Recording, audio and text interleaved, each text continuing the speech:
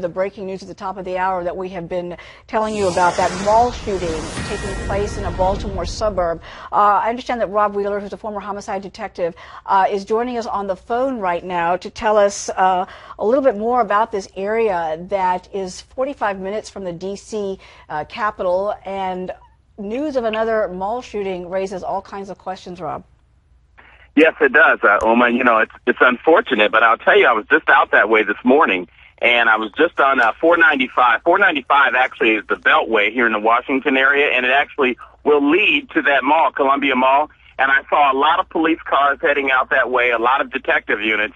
And at the time, I didn't know what was going on. But I can tell you that is a major mall. There's a lot of people that live in that area. I personally shop at that mall at least once a month. And it's a very nice mall, but you get a good cross-section of people from Baltimore and from Washington, D.C., because Columbia sits like right in the center between Baltimore and D.C., and it's only about 3 to 4 miles away from BWI Airport. You know, the police are calling this an active shooting situation. So obviously we don't know at this point what's happening at this moment, whether there are suspects under arrest or whether there are victims. That's right. And like I said, I was just out there about a half an hour ago, and I saw tons of police cars heading that way, not only uniformed vehicles, but also plainclothes police cars. I actually thought it was a police chase. Usually when you see that many police cars, it's a chase. But I just found out about the shooting at the mall. Again, that mall is very well protected, though, and I think it's important that the viewers understand it's right dead center between D.C. and Baltimore, and there's a lot of police out there. It's actually considered Hartford County. I see. Okay, but just Rod, you know, we're just getting some word now from the Howard County Fire Department that 3 people are down and possibly the shooter as well. That is coming to us from a tweet that the Howard County Fire Department is sending out at this moment. Yes, that is Howard County, and it's right next to Anne Arundel County. Again, on a Saturday morning like today, there's hundreds of thousands of people out there because there's so much to do with a large mall, and again, it's not far from the airport. In terms of shootings in and of itself, this would be the first, I would think, in this area that we've had a story like this, where a development has taken place where there has been a mall shooting in this particular part of the D.C. area and surrounding suburbs.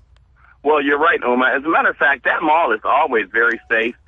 The other malls that you have close to there, obviously, we have the Maryland Casino, which is only about 4 to 5 miles away, very well protected, a lot of police agencies in that area.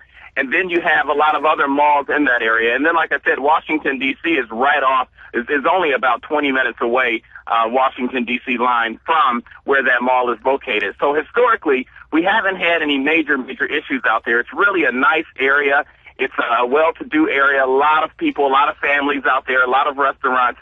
So this could have been an isolated incident. We don't know. Obviously, it's still developing. Walk us through something like this. When the police get word of an active shooting situation, of course, first priority is to get people to safety, to get evacuations possibly underway. Can you give us a sense of what the police are doing at this point to keep people safe under a very tense situation?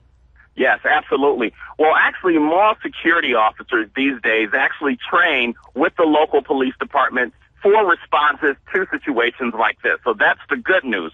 The police department out there is very much aware of that mall itself.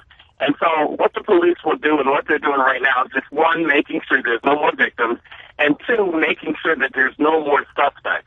Now, the information is just starting to filter in. It sounds like it could have been just one person, but we don't know. The police don't know that yet. And so that's why they've cordoned off that mall, I'm sure. And they're starting to question people as far as those witnesses that may have been involved or that may have seen what happened. They're going to be very critical, Uma, in this investigation, because they're going to be the ones that's going to provide the police with the most accurate information in terms of how many shooters it was, whether or not it was specifically targeted. You know what I mean? Targeted to one person, 2 people. Did the shooter come in the main entranceway? Now, at that mall, just so that you know, there is a main entranceway. The main entranceway is by the food court. So, and when I say the main entranceway, that's the way that most people go into that mall. It's right next to a JCPenney's.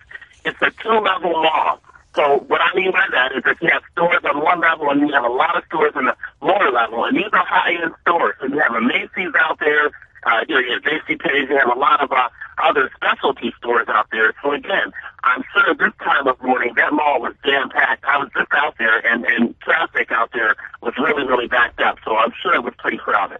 Rod Wheeler giving us a really good description of that area and the fact that it is a popular site for shoppers, particularly on a Saturday.